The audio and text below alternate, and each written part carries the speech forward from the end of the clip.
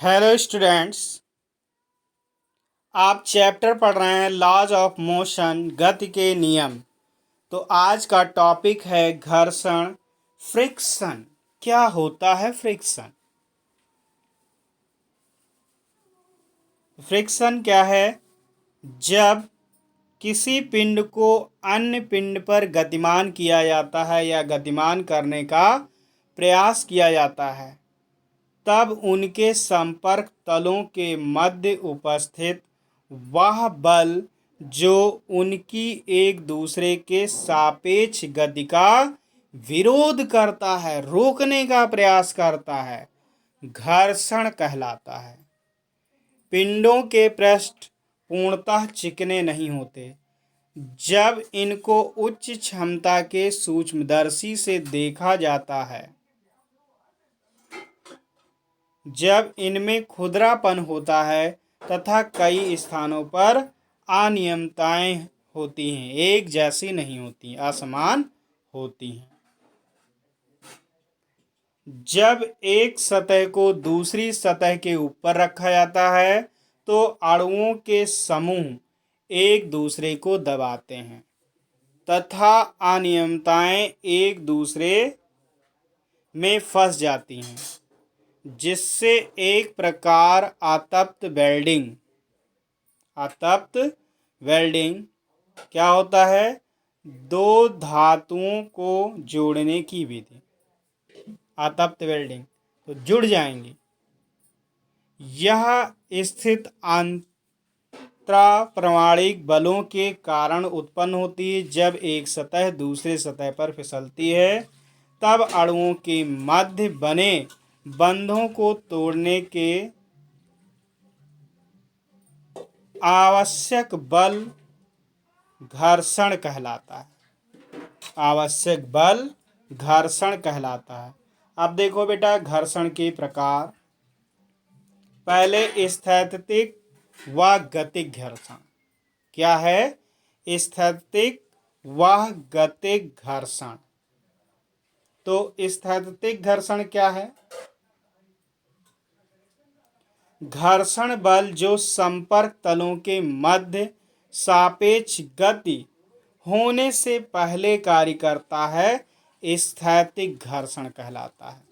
भाई, दो वस्तुएं संपर्क में हैं, गति होने के ठीक पहले जो घर्षण कार्य करता है वह स्थैतिक घर्षण कहलाता है। देखो, जैसे बेटा यहां पर फिगर में देखें तो क्या है?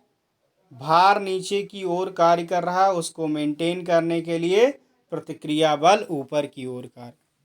अब इस पर अगर मान लो हम बल लगाते हैं तो बल के ठीक विपरीत दिशा में एक बल कार्य करता है जो इसको बढ़ने से आगे रोकता है। तो जब गति प्रारंभ नहीं होता उस समय इस पे जो घर्षण बल कार्यरत है वो Fs, यही गतिक घर्षण स्थैतिक घर्षण है। कौन सा घर्षण है? स्थैतिक घर्षण है। और दूसरा, अब इस बल का मान अगर हम F का मान बढ़ाते रहें तो क्या होगा? जैसे जैसे F का मान बढ़ाते जाएंगे इसका मान भी बढ़ता जाएगा, Fs का मान भी बढ़ता जाएगा। लेकिन एक समय ऐसा आएगा कि ये बढ़ना बंद हो जाएगा। तो वह अधिकतम घर्षण, अधिकतम सीमांत घर्षण है ना? गति के ठीक पहले अधिकतम घर्षण ना, स्थैतिक घर्षण। तो इस अधिकतम घर्षण का एक विशेष नाम होता है सीमांत घर्षण। कौन सा घर्षण? सीमांत घर्षण। तो देखिए सीमांत घर्षण क्या होता है।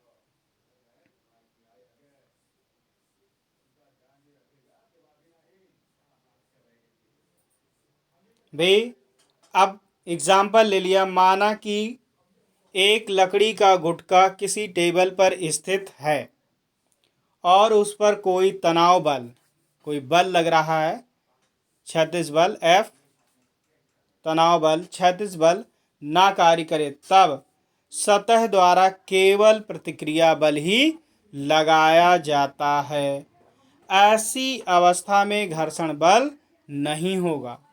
यदि गुटके पर तनाव बल लगाया जाए, बल लगाएंगे तब तनाव बल के कम मान के लिए गुटका स्थिर रहता है। इस स्थिति में घर्षण बल इसे संतुलित कर देता है, जिससे स्थैतिक घर्षण बल Fs कहते हैं। परंतु तनाव बल अगर बढ़ाने की एक स्थिति ऐसी प्राप्त होती है, तब तक गुटका गतिमान होने की स्थिति में होता है। गतिमान नहीं होता, गतिमान होने की स्थिति में होता है, मतलब उससे थोड़ा सा और बढ़ा दें तो गतिमान हो जाए। इस सीमांत स्थिति में घर्षण बल अधिकतम होता है और इसी अतः स्थैतिक घर्षण बल के अधिकतम मान को सीमांत घर्षण बल कहते हैं।